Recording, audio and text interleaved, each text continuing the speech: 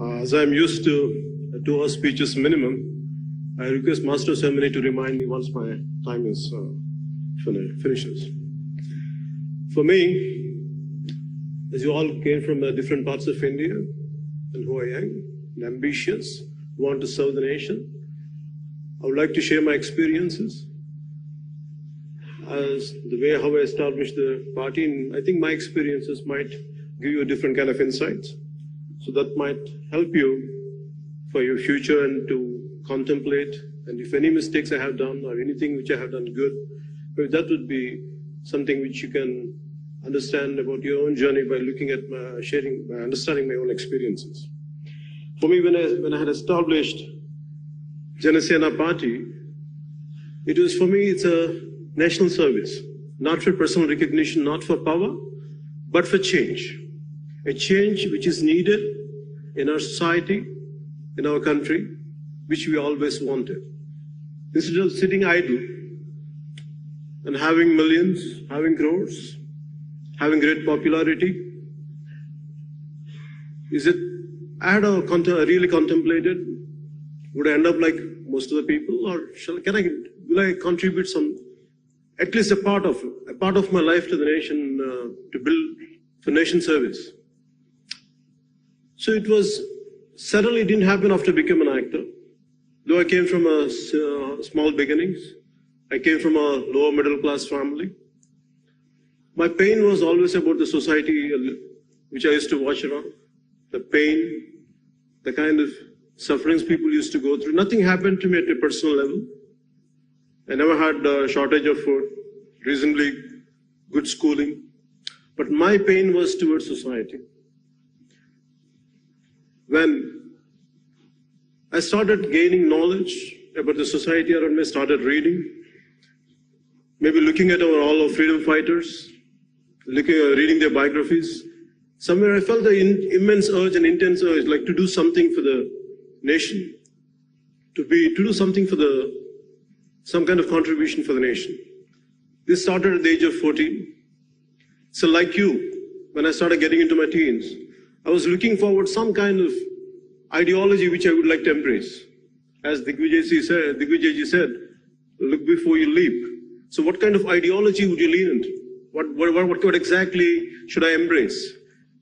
So I was understanding Marxism, I was understanding socialism, I was trying to understand capitalism. Especially when you're a kid growing up in the 80s, when you're a teenager in the 80s, there was quite a turbulent political atmosphere within India and around the world. Right from Punjab terrorism, Khalistan terrorism to LTT, and across the globe, there is still unified, Germany was divided, and apartheid was there in South Africa. So all these different political climates around, at a global level, the national level, really it drove me crazy. At one part, you look at the freedom fighters who had selflessly sacrificed their lives. And another way, always I was looking forward the nation would be greater as every day passes by. Every day I thought this is going to be another beautiful year next year. But I was quite disappointed as a kid. At the way they were looked at the corruption, the way I looked at the nepotism. It was quite disappointing for me. Always my desire was a commoner to be something, a commoner to stand for the oppressed. But the society around us, it is only the dynastic rule and everything really bothered me. So finally I became an actor. But that social consciousness never left out of me. I was quite keen. I was watching around, observing things around, reading a lot, absorbing a lot. But finally, when our state has been, Andhra Pradesh had been divided the way it got divided, and everything, I was looking at it, how the political leadership and everything, how conveniently it has become. The power politics really disturbed me. Instead of being an armchair thinker, I was thinking loud within myself, or contemplated for quite a time. I said, would I sit like everyone else, or would I come forward and do something? I thought, without any expectations. without seeking power. But I want to stand for the voice of the oppressed. I want to be the voice for the neglected. I want to be the voice who are really meek and helpless. That's how I formed JanaSena party. And there were a lot of people, youngsters.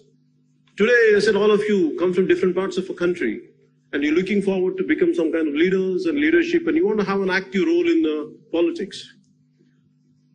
In 2007, when I had started Common Man Protection Force, which is supposed to stand for the oppressed and meek and helpless, I had met a lot of young people, both boys and girls. But what I had noticed in them was, at least most of them, they need change within shortest time possible, like like an instant noodle. And 2007, I looked at the youth there then, the way they wanted everything immediate. They don't have the patience. Then that's what I thought, okay, let me walk the talk. So then from there onwards, I went on continuing. In 2014, I started the party. And I had lost my first election in 2019. Even I myself lost in both the places which I had contested. But that didn't stop me continuing my political journey. Because when I had started, so what must have made me to be here? What must have made me to continue here is, it is not for personal recognition. There is no ego in defeat. If you really love this nation, if you really care for our motherland, if you really care for the meek and helpless, nothing deters you. A defeat of any kind of defeat, nothing, it does not deter you. And my commitment for my nation came from our predecessors, our freedom fighters. Looking at the sacrifice of Bhagat Singh at the age of 23. At the age of 23, some people around in this period, at these times, maybe they're going for hotel and pubs and partying. But at the age of 23, Bhagat Singh, he sacrificed himself to wake up the nation for the generations to come. And that kind of Bhagat Singh is inspiration to me. And so in spite of my failure as a political party to get into the Sansad, but what made me to continue is, we are able to help. Being a party, we just had got one seat, still we are able to help people. Very recently, I would like to share a case with you. Around 4 years back, a 14-year-old girl in Kurnool, in the state of Andhra Pradesh, a student from residential school. One day she bid goodbye to her mom. Normally she would come back by the evening, but that day she didn't turn up.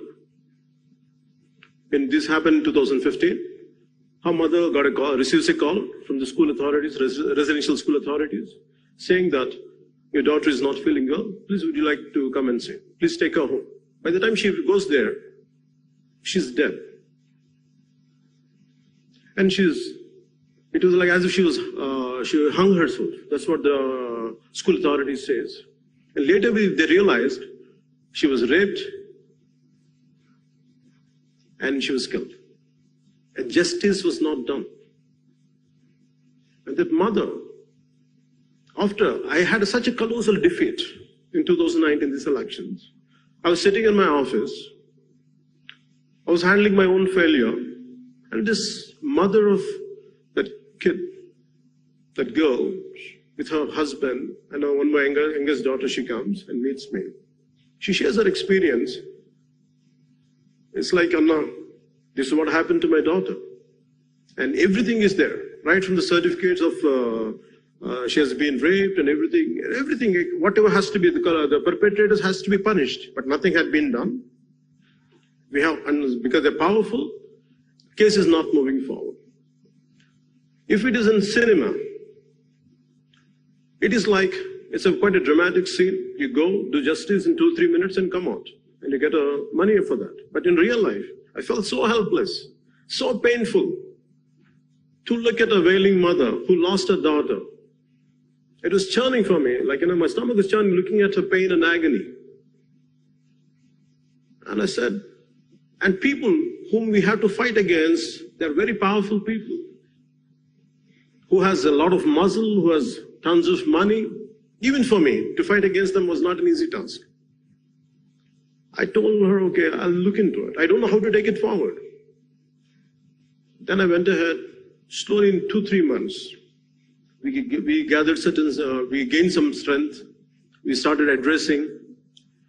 And now finally, a week back, we did a huge protest rally in our hometown called Kurnool. And we got the state government to make sure the case will be taken by CBI. And where the state government, for all these years, the previous regime neglected and the current regime neglected for a while. Now it cannot be. They could not do it anymore. You know why? It's because if we are committed, if I would have needed a seat, if I would have wanted to be a Rajya Sabha member, if I wanted to be a parliamentarian, if I wanted to be an assembly, things would have been different. But my purpose here is to stand for the people who are oppressed and helpless. And as long as I'm committed to it, I'm fine even if I lose multiple times. But I will stand for this nation, I'll stand for the weak and needy. So, as you all are, maybe looking forward to gain something, paying 1,000 rupees to be here in this kind of seminar for 4 days, truly I have to appreciate you and truly applaud you for your commitment and for coming all the way from different parts of India. And I appreciate Rahulji to initiate all this in School of MIT of especially for such an eminent institution to take forward this kind of seminars, which would really help people. It's not just people who are within this auditorium, pan-India, who are looking at this seminar, they really get inspired and influenced. And I truly appreciate you for your patience. And the only thing I would like to share with all of you, just a few more things. I want you to understand, no matter what, don't come with a short-term plan. If you really want to be the change agents in politics, at least try to give at least a decade to 2 decades. I have committed myself at least 2.5 decades in 2014 that I would commit for my nation, I would commit for my motherland, that I will, whatever I'm capable of doing, I'll do it, irrespective of whatever that I'll gain or lose. I'm going to give 25 years of my life for the nation which gave me birth. So don't expect immediate changes. Don't expect immediate transformation will happen, because your time is very valuable. So I want you to be practical. I want you to be really pragmatic. So I want you to have loads of time, loads of patience. Don't try to be mere armchair thinking. So if you're not talking about social media, anything is nothing, there is no, the problem with any medium or any kind of paper is not about how you do it, how are you going to use it. There are people on Twitter or on other social accounts who will do a very constructive job. There are another part of individuals who will be very destructive. It depends on which side you are on. Always try to be constructive, be properly, analyze a topic. Don't try to abuse people. Be practical. And regarding the time, I want you to understand, give enough time for yourself. Don't try to be, by the time you're almost been early 20s, at least, you have to give yourself at least 10 to 15 years to see a little change, a glimmer of hope. Just a little light to be seen on the other edge. You yourself at least 10 to 15 years time. Don't expect immediate results. It is not an instant noodle to see results. But I had immense despair when I came into politics. I knew all this. I had visualized all this. I had visualized my own failure. I had visualized my own success. But very strongly I had visualized is, one day I will do my bit part to transform, to stand for this nation, and which I'm able to continue my journey just because I didn't seek anything. I didn't seek any personal power. I sought personal power to people who does not have any power. Instead of giving out your opinions on social media is not going to help alone. You should come out in open. You should practically, you should do some political action. Mere attending seminars is one thing, gaining knowledge is one thing, but actually at the grassroots level, when you work, the kind of knowledge is going to be different. The kind of experiences will be different. You'll be a transformed personality. So mere attending seminars is good, reading books is good, gaining knowledge is good, unless it is not practically being seen, not being at a grassroots level. If you don't go to the places, if you don't expose yourself certain experiences, the leadership quality would not come out. So I request you all to look into that. Instead of mere gaining knowledge, I want you to look into it. Try to gain some experience at a grassroots level, gain some real experiences, not experiences at a mere sitting on the internet. That much I would like to convey to you. An ounce of action is better than a ton of talk. Be prepared to just a bit of practicality. Instead of gaining mere talking, I want you to be a bit practical. Get into hands-on experience. That would really help you. This, and what inspired me, what gives me hope is, when I said 25 years of my life, what made me to say that statement is, I'm not working for these times. I'm working for the generations to come. I'm working for your generation. It would take me time. This would. Because when I look at my own son's age, who is around 14, a little younger than that, I feel we have taken the greatest sacrifices done by our freedom fighters. Right from Bhagat Singh to any number of great leaders, they have sacrificed themselves. And yet, we don't carry that legacy. We are selfish, and we are completely self-centered. I questioned myself. I don't want to be the group of who just think about themselves, who are selfish. I don't want to be a part of that group. Whether I'm being an actor or not, whatever best I could do, I want to be. I don't want to be that kind of society who just merely thinks in a selfish manner. So I came out. I'm doing my bit part. I also request you to do your bit part. There are enough political ideologies out there. I want you to evaluate each and every ideology consciously. Understand everything. What is the pros and cons of each and every ideology? Whatever the political parties are there. If you want to go into them, join in them. But I want you to understand completely. Is it what you are? Then please completely embrace it. Stick to it and fight for it. So, and what made me to say this is, in the country, the moment in one of my videos, they had shown that Swami Vivekananda, the great men like Swami Vivekananda, the great saints like Swami Vivekananda, who inspired me. And Martin Luther King Jr., who came to India, when he came to India, when he was in Bombay, when he was looked at the riches of Bombay and the extreme poverty of Bombay side by side.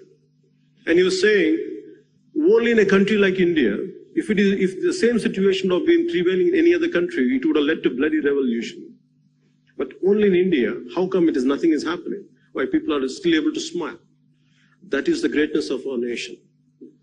That is the greatness of our nation. This is a land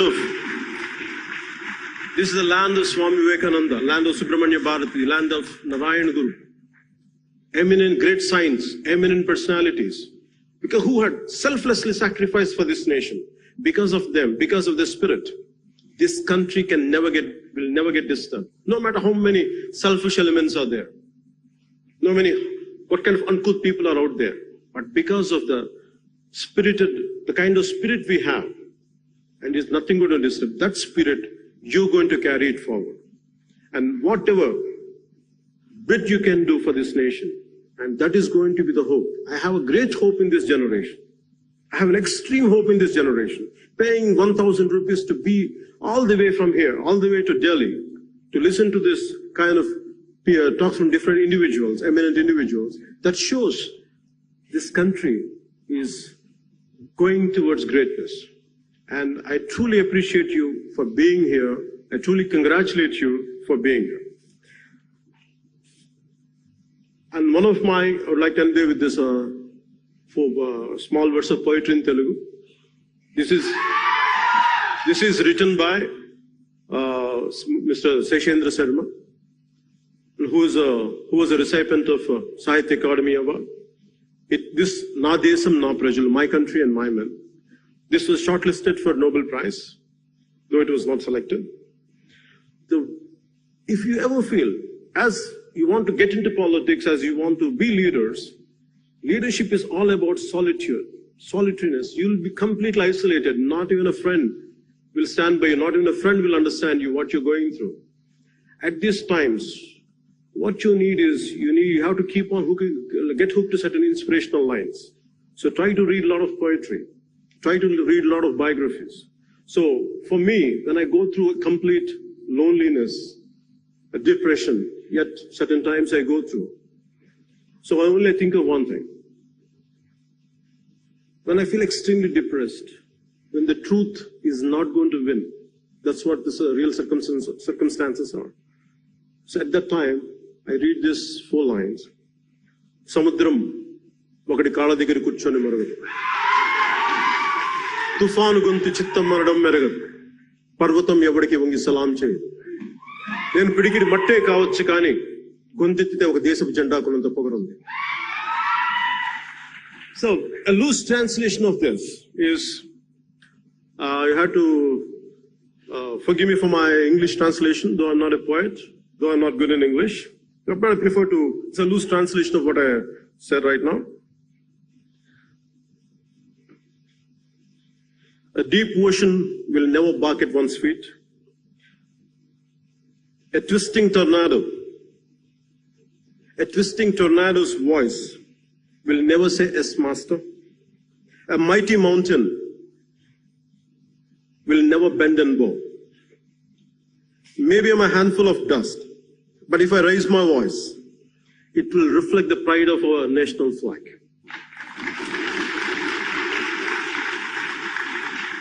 We should be grateful for the nation we are born in. And be patriotic, be accountable, be responsible for your actions. And this country, we are of different ethnic groups, different linguistic backgrounds, different cultural backgrounds, yet always this country amazes me. We come from different backgrounds, different linguistic barriers, cultural barriers, yet we feel as one. We feel as one India. We feel as one nation. That is the greatness of this nation. No matter how many foreign forces would try to come and divide us, we will stand as one. We will be united as one. So, thank you for giving me this opportunity. And I'm grateful to you for listening to me. And normally I end up my speeches with Bharat Mata Ki Jai. I would be grateful if you say Bharat Mata Ki Jai. And thank you. And Jai Hind and Bharat Mata Ki Jai.